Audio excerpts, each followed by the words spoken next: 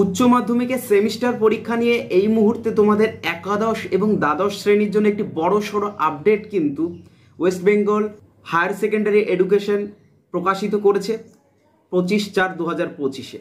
সেই নোটিশটা একবার তোমাদেরকে সাইডে দেখিয়ে দেবো এবং এই নোটিশে কি জানিয়েছে বা সেমিস্টারের পাস ফেল সংক্রান্ত বিষয়ে কত নাম্বার পেতে হবে, সেমিস্টারে কটা বিষয়ে পাস করতে হবে, সেই প্রত্যেকটি বিষয়ের কত পার্সেন্ট নাম্বার পেলে তুমি পাস করবে এবং পরের সেমিস্টারে উঠতে পারবে বা পরের সেমিস্টারের জন্য তোমাকে অ্যালাউ করা হবে, সবটাই কিন্তু এই ভিডিওর মাধ্যমে আমি তোমাদেরকে জানাবো।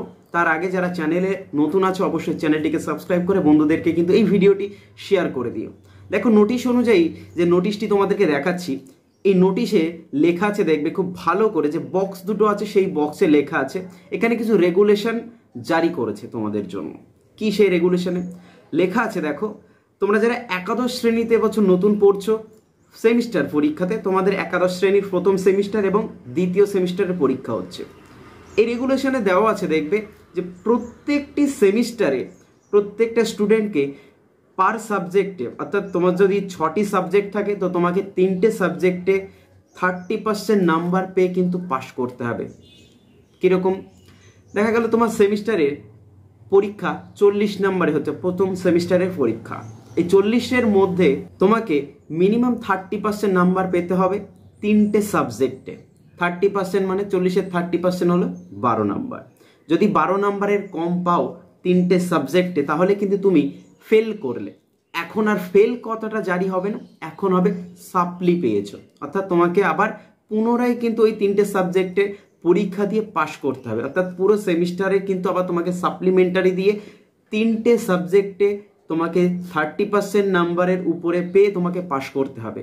ঠিক সে একই রকমভাবে 11-এ যেমন এটা কার্যকরী হবে সেমিস্টার 1 এবং সেমিস্টার 2-তে। দেখা গেল দুটো সেমিস্টারেই তুমি সাপ্লি পেয়েছো, তাহলে এই পরীক্ষাটা কখন দেবে? দেখো এই বিষয়ে একটু বলে রাখি, যেহেতু সেমিস্টার 1 এবং সেমিস্টার 2 এই বিষয়টা কাউন্সিলের হাত থেকে বেরিয়ে স্কুলের হাতে এসছে, তো স্কুল যখন মনে করবে যে না এই স্টুডেন্টদের সাপ্লিমেন্টারি পরীক্ষাটা আমরা এইভাবে নেব, অর্থাৎ দেখা গেল পুরনো যারা একাদশ দ্বাদশ শ্রেণী আছে তাদের সাথেও নিতে পারে, কিংবা আলাদা করে একটি তারিখ তোমাদের জন্য পরীক্ষার নতুন রুটিন তৈরি করে কিন্তু স্কুল এটা নিতে পারে। এটা সম্পূর্ণ স্কুলের উপর ভিত্তি করে কিন্তু এই সাপ্লিমেন্টারি পরীক্ষাটা হবে।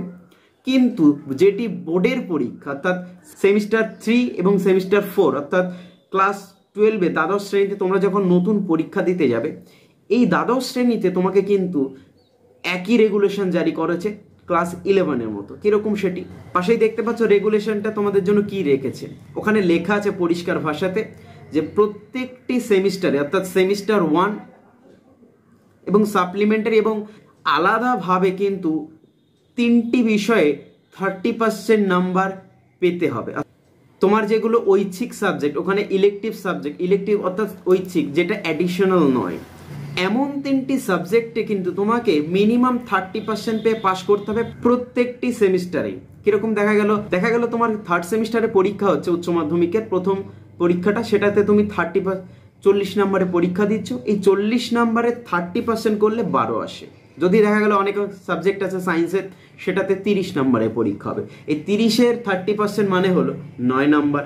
পাস করতে গেলে কিন্তু তোমাকে কমপক্ষে 3টি সাবজেক্টে, ঐচ্ছিক সাবজেক্ট অর্থাৎ ইলেকটিভ, অর্থাৎ তোমার যে মূল যে সাবজেক্টগুলো আছে সেরকমই 3টে সাবজেক্টে তোমাকে 30% নাম্বার পেতে হবে প্রত্যেকটি সেমিস্টারেই।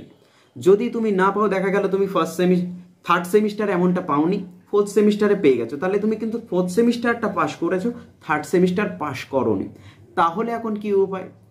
এমত অবস্থায় কাউন্সিল তোমাকে পরবর্তী কোনো একটা নোটিশে জানিয়ে দেবে, অর্থাৎ সাপ্লিমেন্টারি একটি পরীক্ষা হয়, ওই পরীক্ষাটি তোমাকে দিয়ে পুনরায় তোমাকে পাস করতে হবে, নচেত কিন্তু তোমার উচ্চ মাধ্যমিক পাস করা হবে না। কিরকম সেটি দেখা গেল পরের বছর যারা নতুন থার্ড সেমিস্টারে পরীক্ষা দেবে তাদের সাথে কিন্তু তোমাদের যারা পুরনো তোমরা পাস করতে পারোনি তাদের কিন্তু সেই সাপ্লিমেন্টারি পরীক্ষাটা ফেলতে পারে।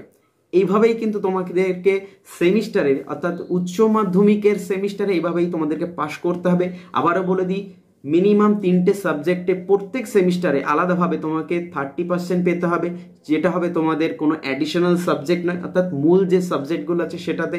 যদি তোমার 5টা সাবজেক্ট থাকে তবুও তোমাকে 3টে সাবজেক্টে পাস করতে হবে। আবার যদি তোমার 6টি সাবজেক্ট থেকে থাকে তাহলে ওই 6টি বিষয়ের মধ্যে 3টি বিষয়ে তোমাকে 30% নাম্বার পেয়ে কিন্তু পাস করতে হবে। এটা প্রত্যেকটি সেমিস্টারেই হবে, এমন নয় যে দুটো সেমিস্টার মিলিয়ে, প্রত্যেকটি সেমিস্টারে আলাদা আলাদাভাবে তোমাদেরকে পাস করতে হবে।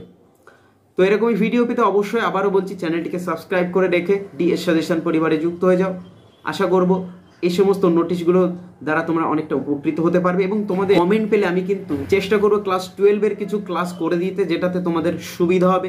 সেমিস্টার 3 এখনও সেমিস্টার 4 শুরু হয়নি, তো তোমরা যদি জানাও কমেন্টের মাধ্যমে তাহলে আমি কিন্তু কিছু কিছু ভিডিও এমসিকিউ এর, ফিলোসফি, হিস্ট্রি এবং পলিটিক্যাল সায়েন্স এই 3টি বিষয়ের কিছু কিছু সাজেশন আমি তোমাদেরকে দিতে পারি, যেটা তোমাদের খুব পরিমাণে সাহায্য করবে সেমিস্টার 3 পরীক্ষায়, উচ্চ মাধ্যমিকে। তো দেখা হচ্ছে পরবর্তী ভিডিওতে।